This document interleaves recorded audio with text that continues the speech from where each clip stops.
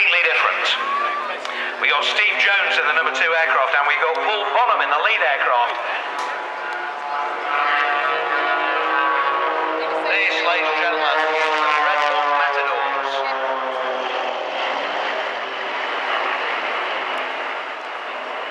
Now you will be seeing some unbelievable manoeuvres from these aircraft. They are state of the art. When I say they're brand new, this design was only actually first flown about 4 years ago.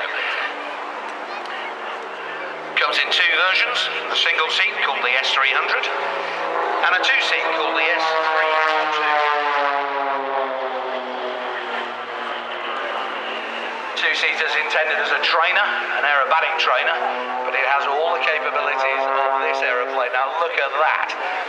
Basically inverted, kick on full rudder, rotate through 90 degrees and pull through. Absolutely unbelievable. Changing formation as they do. From step down into echelon. Now that shows you just how powerful the controls are on this aeroplane. This is the S-Pac S300. It is state of the art, it is brand new. It's a 330 horsepower Lycoming engine. In an aeroplane that weighs less than a mini. Now I don't actually mean one of the new big fat minis. No, I mean the Izzy Gonis original mini. Look at this, there's power, hang on the prop. Simultaneous tail slides, unbelievable. And then dropping out of that, back into formation, going into tail chase.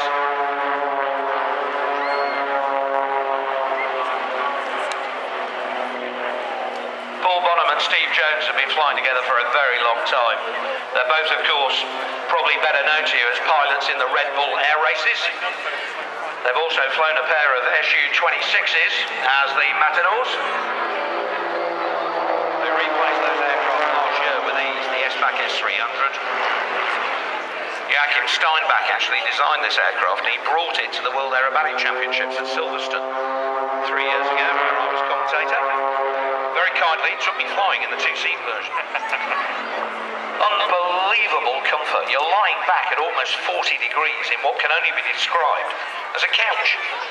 It's an unbelievable aeroplane to fly because it requires little or no effort.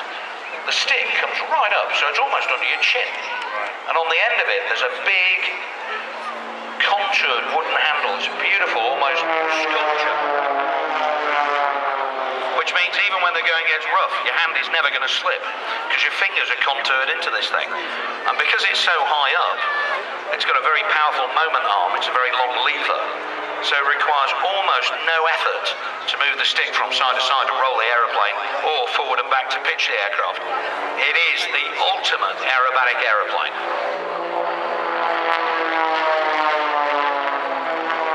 Oh, fantastic rolling cross. Right in the middle. So what colour was you when you came off this thing, Tim? Was you a bit green? Bright red. Bright red. All the blood had gone up into my head. Pushed about -4. Unbelievable. Looked like a giant tomato. Still new, apparently. It was the sunbird from yesterday. Yeah, I was going to say, yeah.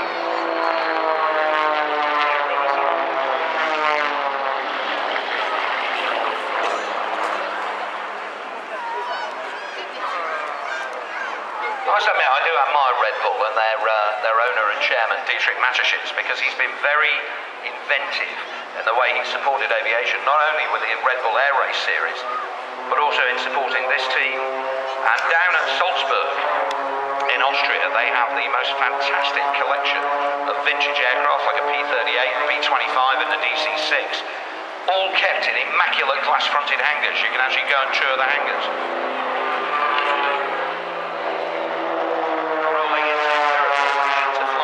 Inside-outside loop here. Paul is flying an outside loop under negative G, about -4. All the blood in his body trying to get into his head. And Steve Jones flying a normal loop under positive G, trying to get into his feet. Very uncomfortable. Secretly something very, very different to what these guys, am I right in thinking their normal day jobs would be both airline captains, but flying 747s for British Airways? Absolutely. Absolutely. Something very different. Very different indeed, but look how close these formations are. Just the quality of display is unbelievable. Paul Bonham, I honestly believe, is one of the best pilots in the world today. And you can guess what's coming next. As they go into the heart, absolutely.